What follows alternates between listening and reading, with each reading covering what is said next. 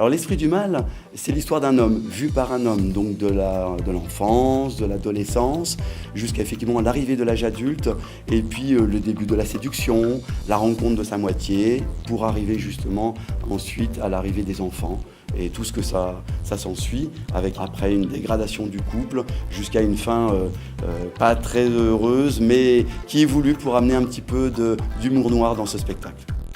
L'Esprit du mal est un spectacle seul en scène, complet.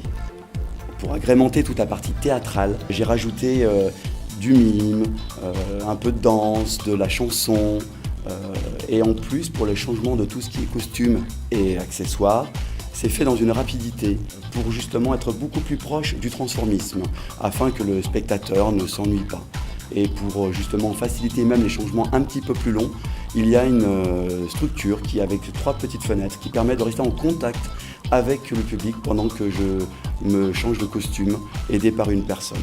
L'Esprit du mal est un spectacle seul en scène original. Original effectivement par sa construction, par le rajout de effectivement toutes les différentes disciplines, ce qui nous permet d'être vraiment différents par rapport à un one-man show classique. Alors l'Esprit du mal est une histoire complète, donc il y a un vrai début et une vraie fin avec toute une continuité, donc c'est construit par différentes scènes qui se suivent mais qui sont liées les unes aux autres. Il y a vraiment une progression dans le personnage qui fait qu'on suit une histoire entière. L'Esprit du mal a été vraiment rédigé dans un style rédactionnel très particulier, vraiment propre à lui, et on retrouve ce style rédactionnel de la première scène à la dernière scène. Chaque scène a son lot de vocabulaire, il y a une richesse dans les mots. L'Esprit du mal est un réel sujet universel. Il touche effectivement un maximum de monde du fait que la plupart et le plus gros de ce spectacle tourne effectivement autour du couple.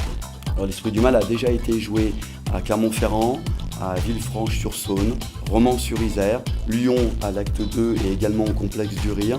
Il a également été programmé lors d'un festival d'humour à Les Avenières dans le 38.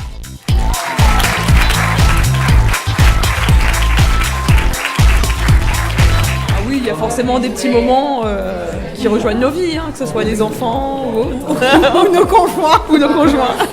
Beaucoup d'énergie, on se retrouve un peu dans son histoire, c'est drôle. Très drôle. J'ai beaucoup apprécié tous les jeux de mots, je trouve que c'était un vrai talent d'acteur, très bon moment, vraiment super. Un très très bon moment, plein d'énergie et plein d'émotions. Je partage sur Facebook. Les champs sémantiques, les jeux de mots, c'était super, formidable. Débriefer sur nos mariages respectifs qui ont fini tous en divorce. Ah bah pareil, c'est du vécu, pareil. On a beaucoup ri, je conseille fortement, vivement.